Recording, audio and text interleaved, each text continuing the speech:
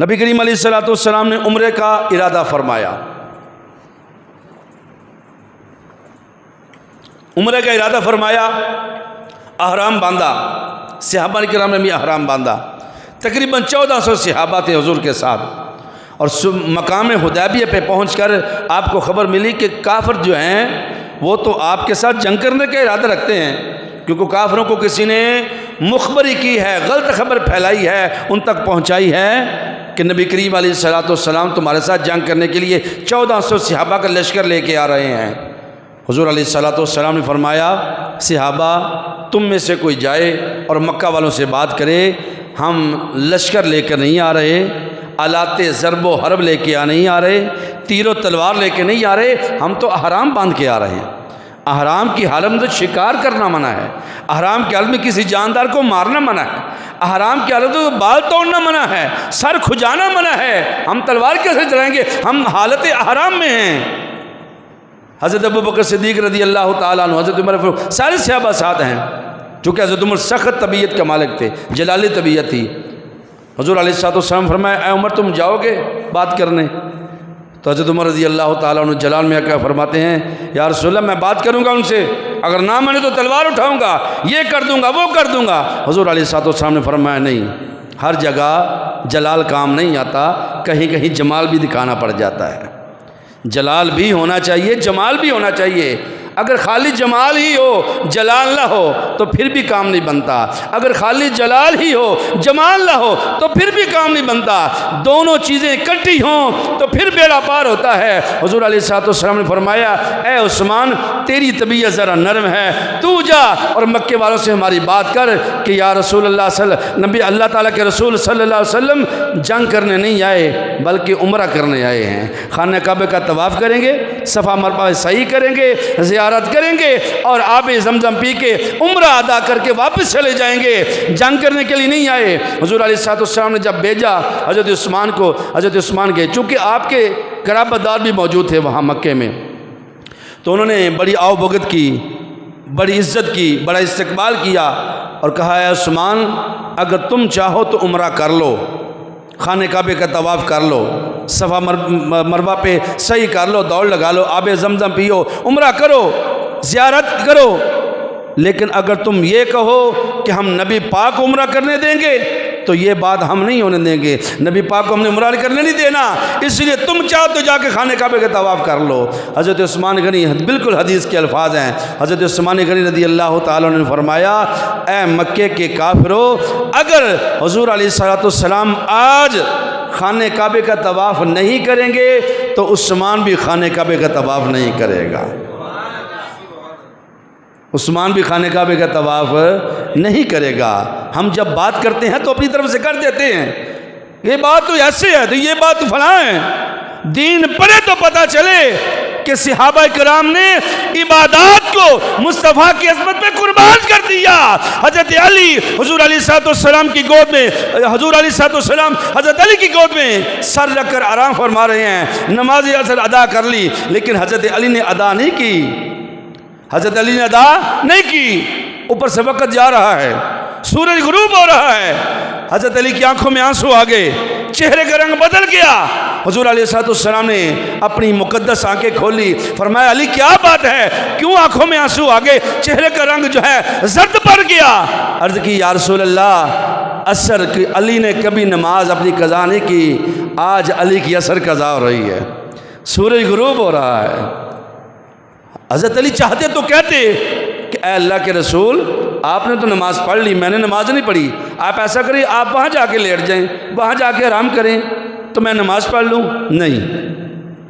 نہیں، حضرت علی کو پتہ تھا کہ نماز دین کی اصل ہے، غور سے سنیں، نماز دین کی اصل ہے، لیکن دین کی اصل کو مصطفیٰ کے آرام پہ قربان کر دینا، اللہ تبارک و تعالیٰ نے فرمایا یہ ایمان کی اصل ہے، یہ ایمان کی اصل ہے، یہ ایمان کی طاقت ہے۔ حضرت عثمان نے فرمایا، بالکل صحیح حدیث، فرمایا، اے کافرو اگر آج نبی پاک خانہ کعبے کا طواف نہیں کریں گے تو عثمان بھی خانہ کعبہ کا طواف نہیں کرے گا۔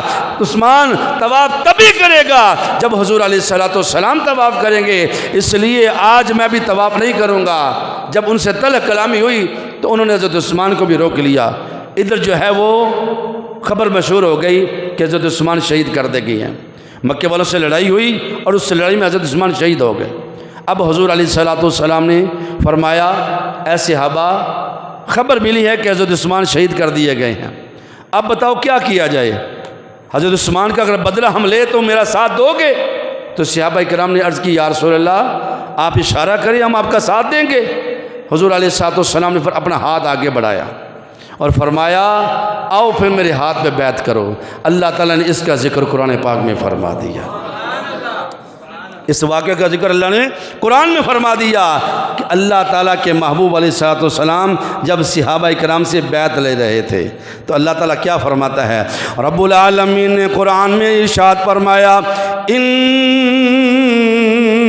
الذین یبایعونک انما یبایعون اللہ ید اللہ فوق ایدیہم۔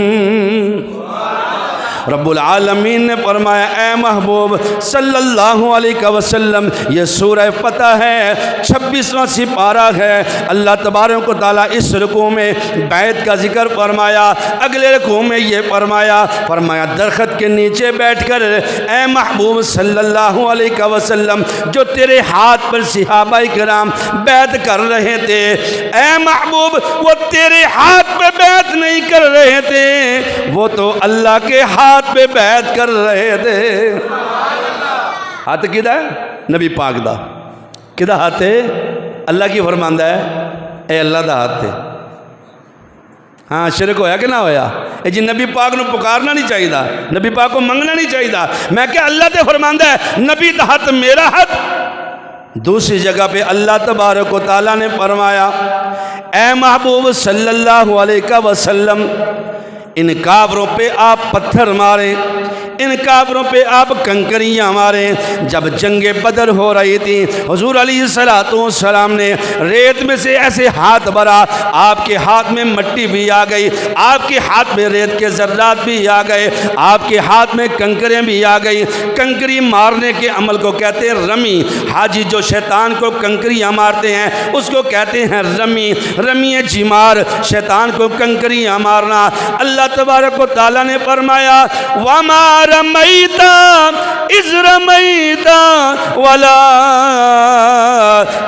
اللَّهَ رَمَى۔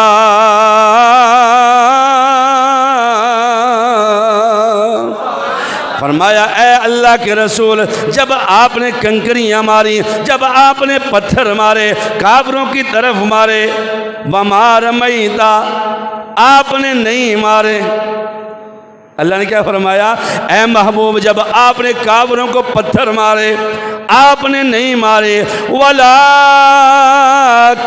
اللَّهَ رَمَى آپ نے نہیں مارے، وہ تو آپ کے اللہ نے مارے تھے۔ مارے کنے سن؟ نبی پاک نے۔ اللہ کی فرماندہ ہے محبوب تو سن ہی مارے، کنے مارے نے؟ اللہ نے مارے نے۔ اللہ تبارک و تعالیٰ نے قرآن میں صریح الفاظ میں فرمایا ان الذین وہ لوگ یبایعونک جو بیعت کرتے ہیں، انما یبایعون اللہ وہ تو اللہ سے بیعت کرتے ہیں، ید اللہ فوق ایدیہم نبی پاک نے فرمایا اے صحابہ گرو در گرو آؤ، میرے ہاتھ پہ ہاتھ رکھو۔ نیچے نبی پاک کا ہاتھ، اوپر صحابہ کا ہاتھ، کہیں ابو بکر کا ہاتھ، کہیں عمر کا ہاتھ، کہیں علی کا ہاتھ، کہیں سعد بن وقاص کا ہاتھ، کہیں ابو عبیدہ بن جراح کا ہاتھ، کہیں سعید بن جبیر کا ہاتھ، کہیں طلحہ کا ہاتھ، کہیں عبداللہ بن زبیر کا ہاتھ۔ سارے صحابہ نے نبی پاک کے ہاتھ پہ ہاتھ رکھا۔ اللہ تبارک و تعالیٰ نے فرمایا، اللہ کے محبوب نے فرمایا ھذہ ید عثمان